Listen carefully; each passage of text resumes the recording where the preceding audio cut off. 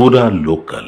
మరి ప్రజా అభిప్రాయం మేరకు ప్రజల్లో ఉండే వ్యక్తికి అవకాశం కల్పించాలని చెప్పి ఏఐసిసి వారు తీసుకున్నటువంటి నిర్ణయాన్ని మన ప్రజలు స్వాగతిస్తున్నారంటే మనం అందరం కూడా కృతజ్ఞతా భావంగా ఉండాలి.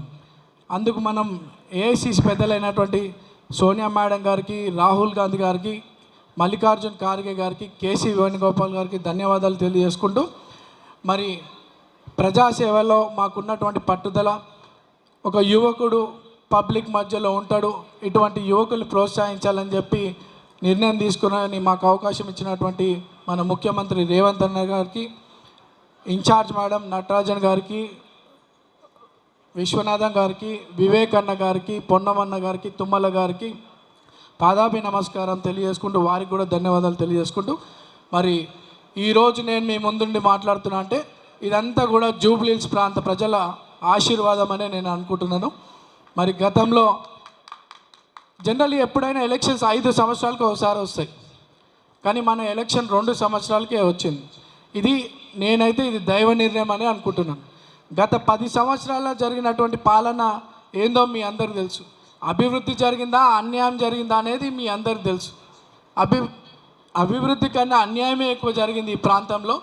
ఈరోజు జూబ్లీహిల్స్ ప్రాంత ప్రజల స్వేచ్ఛ కోసమే వచ్చినటువంటి ఎలక్షన్ అని నేను భావిస్తున్నాను. ఈ ప్రాంత ప్రజలందరూ కూడా అదృష్టవంతులని నేను అనుకుంటున్నాను.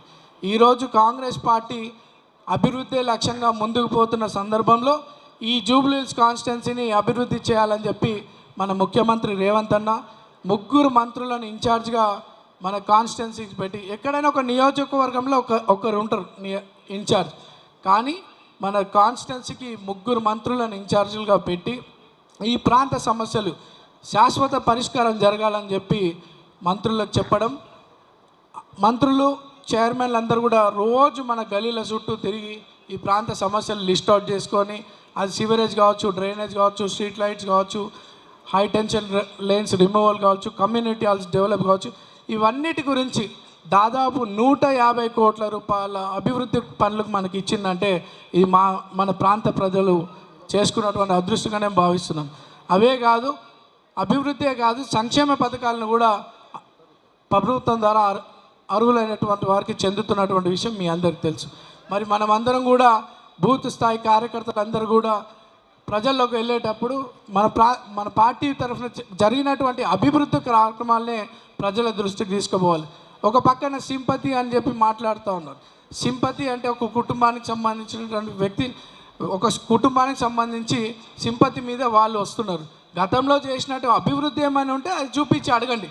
ఈరోజు కాంగ్రెస్ పార్టీ 2 నెలల్లో 150 కోట్ల రూపాయల వర్కులే కాకుండా, సంక్షేమ పథకాలే కాకుండా, రాబోయే రోజుల్లో ఈ ప్రాంతంలో ఉన్నటువంటి సమస్యలన్నిటి కూడా శాశ్వత పరిష్కారం చేసే విధంగా ముందుకు పోతున్నటువంటి విషయం మీద మనం అభివృద్ధి లక్ష్యంగా ముందుకు తీసుకుపోవాలని చెప్పి కార్యకర్తలను తెలియజేసుకుంటూ, మరి ఇందాక మా సోదరులందరూ చెప్పుకుంటా కేసులు పెడుతూ అందరినీ ఇబ్బందులు పెట్టినారని చెప్పి చెప్పడం జరుగుతూ ఉంది.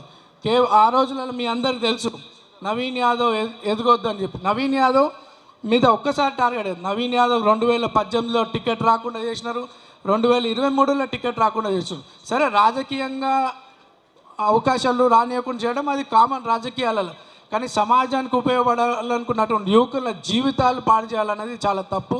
ఆ నైజం బీఆర్ఎస్ పార్టీది. కానీ సమాజానికి ఉపయోగపడాలనుకున్నటువంటి యువకులను ప్రోత్సహించే నైజం మన రేవంత్ అన్నది, మన కాంగ్రెస్ పార్టీది అని చెప్పి ఈ సందర్భంగా తెలియజేసుకుంటూ